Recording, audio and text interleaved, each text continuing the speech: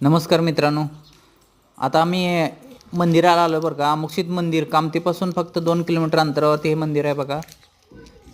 खूप प्रसन्न आणि शांत मंदिर आहे. इकडं झाडं तर एवढी शांत आहेत ना, हे बघू शकता तुम्ही. इथं झाडं आणि उन्हाळ्यात सावली तर एवढी छान आहे ना की बघण्यासारखं मंदिर आहे आणि शांत वाटतं, प्रसन्न वाटतं इकडं आल्यावर. हे बघा, प्रवेशद्वार तर एवढं भारी आहे ना. इकडं आल्यानंतर फर्स्ट टाइम खूप चांगलं वाटतं. अमोक्षित मंदिर कोरोलीचे मंदिर आहे. हे कामतीपासून फक्त 2 किलोमीटर अंतरावरती आहे बघा. तुम्ही पण येऊ शकता. आणि इथं आल्यानंतर गंध लावला आणि मूर्तीचं दर्शन घेतलं. मूर्ती आतमध्ये ना खूप बघण्यासारखी आहे. दर्शन घेऊन आम्ही परत एक गोल राऊंड मारण्यासाठी पाठीमागे निघालो.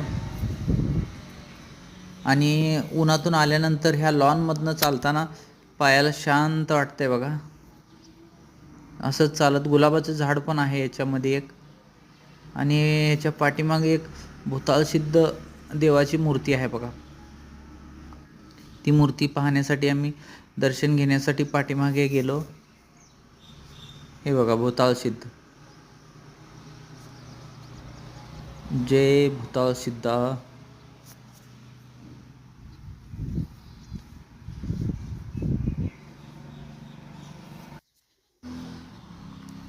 हे नंतर ह्या बाजूने बघा, मंदिराचं कळस तर एवढा भारी दिसतो, लांबून मंदिर दिसतं. आणि हे बघा, भूताळसिद्ध.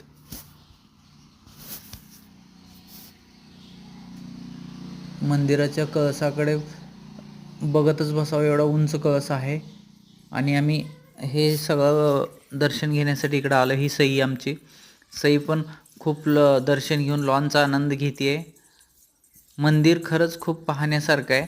आणि समोरील झाडी तर एवढी हिरवीगार आहेत की पाहतच बसावं. आणि इथं खुर्च्या वगैरे बसण्यासाठी चांगलं सोय आहे.